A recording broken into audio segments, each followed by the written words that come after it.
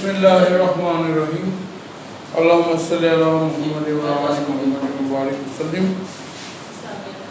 عزیز طلبہ السلام علیکم ورحمۃ اللہ وبرکاتہ.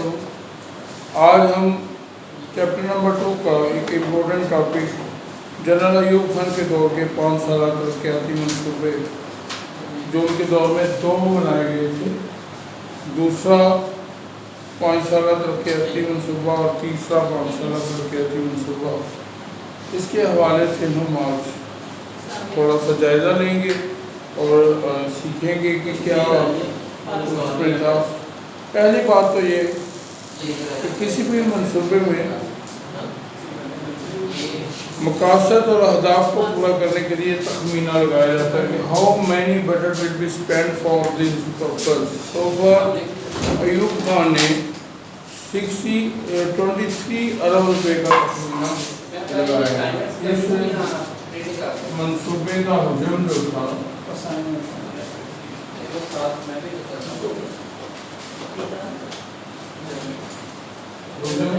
23 ارب روپے، یعنی کہ یہ پلان کیا گیا کہ all plans will be prepared according to this amount. 23 ارب روپیہ جو ہے وہ مختص کر دیا گیا کہ جی اتنا ہم کریں گے. اس 5 سالہ ترقیاتی مقاصد کے جو اہداف تھے وہ میں آپ کو 1 by 1 بتاتا ہوں. نمبر 1 وہ یہ چاہتے تھے، اہداف انگلش میں نہیں بنیں گے، targets, objects and targets of this plan. It was پہلا منصوبہ ہے، پہلا منصوبہ 1960 سے 1965. پہلے منصوبے کا وزن 23 ارب روپے تھا اور اس کے ٹارگیٹس یہ تھے. فرسٹ آف آل یہ کہا گیا کہ قومی آمدنی اور فی کس آمدنی میں اضافہ کیا جائے. Increase the national income and per head income.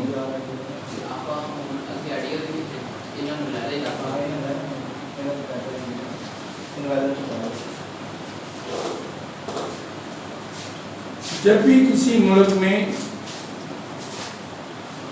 Per head income increase ہوتی ہے تو آٹومیٹکلی نیشنل انکم بھی انکریز ہوتی ہے، اور جب نیشنل پروڈکشن زیادہ ہوتی ہے تب بھی اس کا مطلب ہے کہ لوگ خوشحال ہو رہے ہیں، لوگوں کو روزگار مل رہا ہے.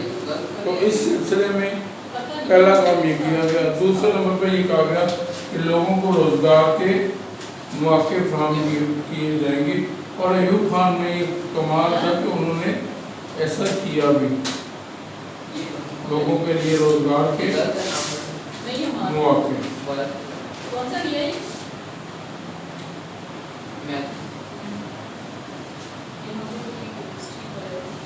نمبر 3 انہوں نے زرعی پیداوار کو میں اضافہ کا اعلان کیا.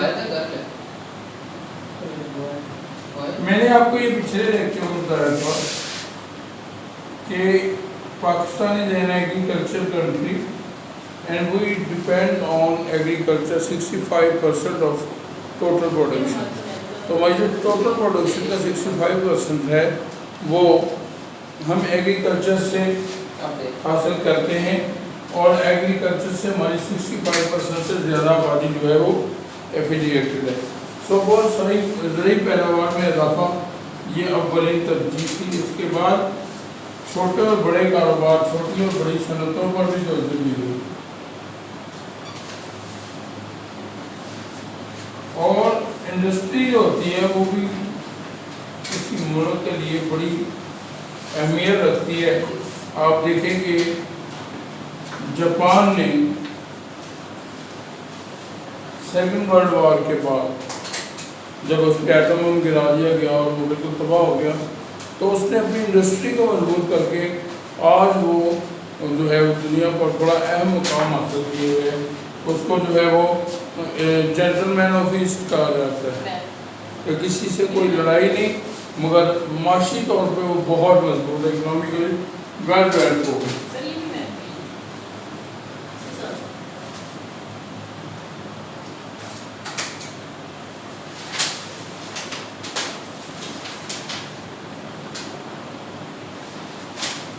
چھوٹی اور بڑی صنعتوں کو فروغ اور پیداوار میں اضافہ. نمبر 5، یہ پلان کیا گیا کہ کاٹن انڈسٹری کو گھریلو صنعتوں میں بھی گھریلو صنعتوں کی حوصلہ افزائی کی جائے. کاٹن انڈسٹری آج دیکھیے چائنا میں مضبوط ہے اور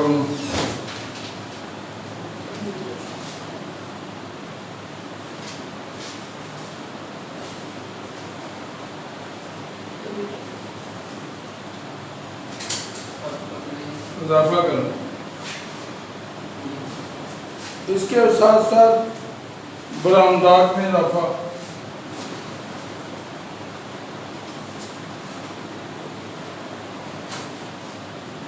یہ میں نے آپ کو ہیڈنگ وائز اس لیے لکھ کر دیا ہے کہ وہاں پر آپ کو پڑھتے ہوئے شاید ان کو الگ الگ سمجھنا ہے. Increase the national income and per head income. ٹھیک ہے جی. Opportunity of job for people, increase in agriculture productions, small and large scale industries, production of large and small scale industry should be increased. گھریلو صنعتوں کی پیداوار میں اضافہ کرنا. Cotton production of cotton industry should be increased. برآمدات میں اضافہ. Export will be increased. یہ تھے ٹارگیٹس. دوسرا 5 سالہ ترقیاتی منصوبہ خاصی کامیابی سے ہمکنار ہوا. کئی شعبوں میں ترقی جو ان کا ٹارگیٹ تھا کہ کتنے % کریں گے اس سے بھی زیادہ چلے گی. پاکستان کی معاشی منصوبہ بندی میں دوسرے 5 سالہ منصوبے کو بہت زیادہ اہمیت حاصل ہے اور مستقبل کی منصوبہ بندی میں یہ بہت زیادہ معاون ثابت ہوا. تو یہ تھا ہمارا دوسرا منصوبہ اور شاید جتنے بھی 5 ایئر پلان ہیں ان میں سب سے زیادہ کامیاب ترین منصوبہ ہمارا دوسرا منصوبہ تھا. پہلا منصوبہ تو 1955 میں بنایا ہے. دوسرا ترقیاتی منصوبہ ہمارا 1960 سے 1965 تھا. اس کو ذرا ہیڈنگ وائز دیکھ لیں اور لکھ لیں. اس کے بعد ہم دوسرے منصوبے کی طرف چلتے ہیں.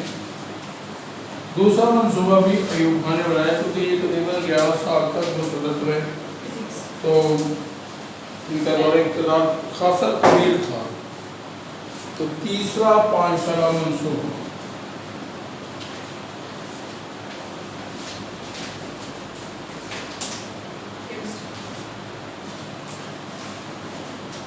Third 5-year development plan 1960 to 1965 to 1970.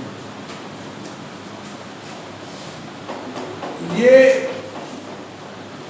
جو منصوبہ تھا دوسرے منصوبے کی کامیابی کے بعد 5 سال کے بعد تیسرے منصوبے کو بنانے کے لیے جو ہے وہ دوبارہ سے اہتمام کیا گیا اور اس کے ٹارگٹ دوبارہ سے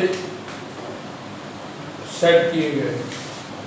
پہلا ہدف جو تھا وہی قومی آمدنی اور فیکس آمدنی میں مزید اضافہ، اگرچہ کافی حد تک ہوا تھا، اور فیکس آمدنی میں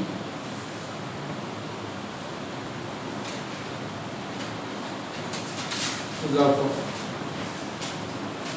سیکنڈ 1985 تک تمام افرادی قوت کو روزگار کی فراہمی. یہ بہت بڑا ٹارگیٹ تھا جو اس سے پہلے اور اس کے بعد والے کسی منصوبے میں نہیں آیا. یعنی کہ ایوب خان نے یہ اعلان کیا کہ جس طرف ہم ترقی کے لیے چل پڑے ہیں، ترقی کرتے ہوئے چل پڑے ہیں، اگر اسی نہج پر ہم رہے اور اسی سپیڈ سے ہماری ترقی جو ہے وہ ہوتی رہی تو 1985 تک پاکستان کے اندر all those people who can do work, who has eligibility of work, should be provided the job. ان کو جاب جو ہے وہ مہیا کر دی جائیں گی اور وہ سارے جو ہے وہ جاب ہولڈر ہوں گے. پاکستان میں کوئی بے روزگار نہیں ہوگا. یوں کہہ لیں کہ انہوں نے کہا 1985 تک ہم ساری بے روزگاری ختم کر دیں گے. تھرڈ انہوں نے کہا غیر ملکی امداد پر انحصار ختم کریں گے. یہ تو خیر سیاسی نعرہ ہے یار، غیر ملکی امداد پر انحصار ختم کرنا بھی ہے.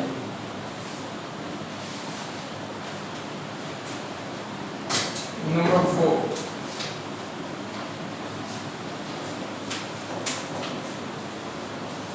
اس کے بعد انہوں نے کہا کہ ملک کے مختلف حصوں میں فیکس آمدنی کا تفاوت ختم کریں گے. یہ بھی ایک بڑی بات ہے کہ فیکس آمدنی میں تفاوت کا خاتمہ، difference of personal income of different areas will be demolished. یعنی مراد یہ ہے کہ لاہور میں رہنے والا بندہ جو ہے اس کی فیکس آمدنی زیادہ ہے، گورے والا میں رہنے والے کا کم ہے، ملتان میں رہنے والے کا کم ہے، حیدرآباد میں رہنے والے کا کم ہے، کراچی میں رہنے والے کا زیادہ ہے. یہ جو difference between personal income of the urban and rural area تھا یہ ختم کیا جائے گا. اس کے لیے یہ بہت بڑا اعلان تھا کہ اس مینس کہ all people will gain equal opportunities of development and jobs. وہ کہیں کے بھی رہنے والے urban areas ہوں یا rural areas ہوں، they can get jobs equally, they can get income equally. یہ بہت بڑی بات کر دی ایوب خان نے اس میں. اس کے بعد انہوں نے کہا کہ ان مقاصد کے حصول کے لیے جو حجم ہوگا اس منصوبے کا یا تخمینہ کا معنی ہوتا ہے اندازہ لگانا، ٹھیک ہے. ایکسپیکٹڈ اماؤنٹس 52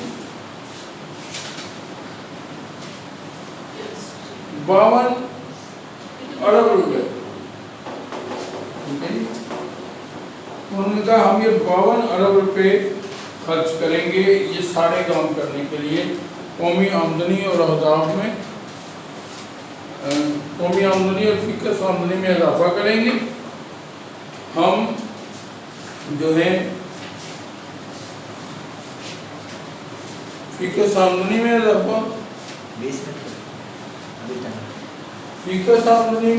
اضافہ کریں گے. ہم 1985 میں 1985 تک، یہ کب کہا جا رہا تھا 65 کے بعد، 66 میں یہ کہا جا رہا تھا کہ آئندہ آنے والے 20 سالوں میں پاکستان میں بے روزگاری کا خاتمہ ہو جائے گا. غیر ملکی امداد جو ہم لیتے ہیں لوگوں سے وہ ختم کر دیں گے اور فیکس آمدنی میں فرق مٹ جائے گا. سب کو ایکول رائٹس ملیں گے ڈیولپمنٹ کے. لیکن تیسرا 5 سالہ منصوبہ پورے طور پر کامیاب نہ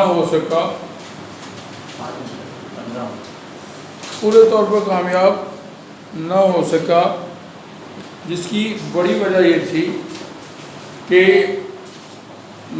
حالات کچھ اچھے نہ رہے. ہم جانتے ہیں کہ 65 میں انڈیا کے ساتھ بہت بڑی وار بھی ہو گئی، ٹھیک ہے جی، اور زبردست خشک سالی کا بھی سامنا 2 سال تک کرنا پڑا. ابتدائی 2 سالوں میں 66 اور 67 میں پاکستان میں بارشیں ہی نہیں ہوئی، تو یہ بڑا خشک سالی کا دور تھا. اس کے بعد مجھے یاد ہے کہ 86-87 میں بھی شاید بارشوں کا بڑا مسئلہ ہو گیا تھا اور خشک سالی ہوئی تھی. تو فصلیں بری طرح متاثر ہوئیں۔ 1965 کی پاک بھارت جنگ نے ناقابل کافی نقصان اٹھایا، بہت سارے اخراجات بڑھ گئے جس کی وجہ سے ترقیاتی اخراجات کو محدود کرنا پڑا، زرعی ترقی میں کمی ہوئی۔ مختصراً 3 سے 5 سالہ منصوبے کو صحیح معنوں میں حقیقی وسائل اور بہتر حالات میسر نہ آ سکے جو معاشی ترقی کے پروگرام کے لیے درکار تھے۔ یہ ہم نے ایوب خان کا دور یہاں پہ مکمل کر دیا ہے۔ اب ہم نیکسٹ ٹاپک بالکل بریفلی تھوڑا سا پڑھتے ہیں اور اس کو پھر نیکسٹ لیکچر میں آپ کو تفصیلاً بتاؤں گا۔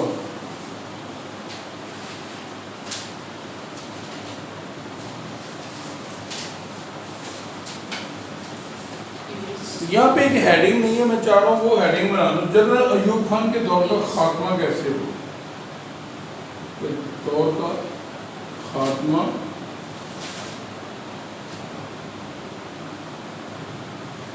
اور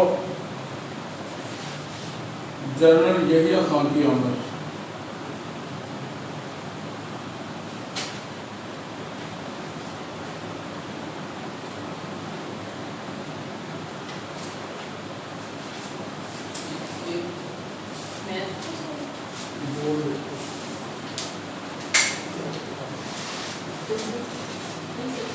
ہوا یہ کہ جس وقت 65 میں الیکشن ہوئے اور ایوب خان نے، میں نے یہ آپ کو پیچھے پڑھایا ہے، ایوب خان بامقابلہ محترمہ فاطمہ جناح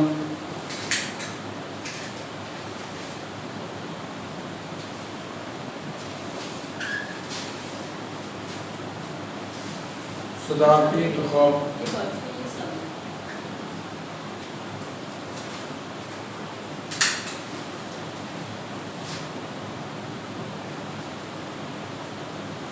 ایوب خان نے محترمہ کو جس دھاندلی سے شکست تھی اس پر بھی عوام کا دل ان سے بیدار ہو گیا، اور جو سچے مسلم لیگی تھے یا پاکستان سے محبت کرنے والے لوگ تھے وہ محترمہ فاطمہ جناح کی محبت اور ان کی عقیدت کی وجہ سے ان سے جو ہے وہ دل شکستہ ہو گیا۔ پھر تاشقند میں ایوب خان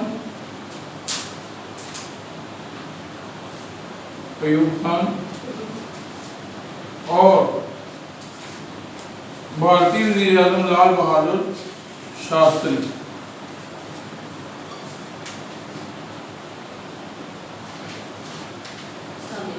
یہ پی ایم انڈیا تھا، جیسے آج کل مودی ہے، اور یہ پریزیڈنٹ آف پاکستان ہے۔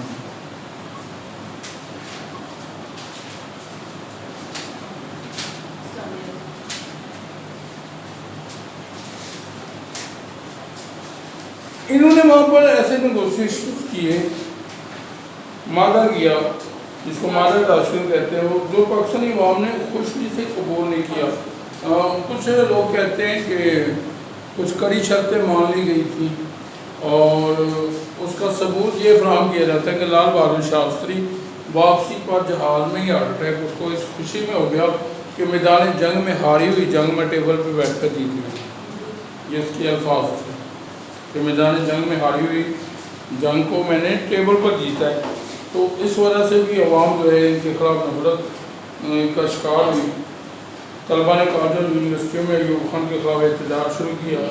ایوب خان کی معاشی اصلاحات کے ثمرات عوام تک نہیں آئے بلکہ دولت چند ہاتھوں میں مرتکز ہو گئے۔ اسی دوران ایوب خان کے قریبی ساتھی اور اس وقت کے وزیر خارجہ ذوالفقار علی بھٹو، یہ ایوب خان اس کو سیاست میں لائے تھے اور یہ ان کی حکومت کا وزیر خارجہ تھا۔ جیسے آج کل کون ہے؟ شاہ محمود قریشی، یہ باتیں بھی یاد رکھو، وزیر خارجہ۔ انہوں نے شدید اختلافات کیے اور اختلافات کے نتیجے میں ان کے خلاف موومنٹ چلائی اور پاکستان پیپلز پارٹی بنا لی۔ یہ نئی جماعت جو ہے 1969 میں ہی بنی۔ ان سارے حالات کو دیکھتے ہوئے ایوب خان نے 1969 میں ایک گول میز کانفرنس بلائی، ٹھیک ہے، جس کو آج کل APC کہہ دیتے ہیں، اس وقت گول میز کانفرنس ہوتی ہے، راؤنڈ ٹیبل کانفرنس۔ جو کہ ناکام ہو گئی، سیاستدانوں نے جانے سے اور اس نے اس بات ماننے سے انکار کر دیا، جس کے نتیجے میں ایوب خان ہر محاذ پر فیل ہونے کے بعد جو ہے وہ صدارت سے مستعفی ہو گئے اور وہ اس طرح ان کا یہ دور ختم ہوا۔ تو بیٹے اس کو آپ نے یاد کرنا ہے۔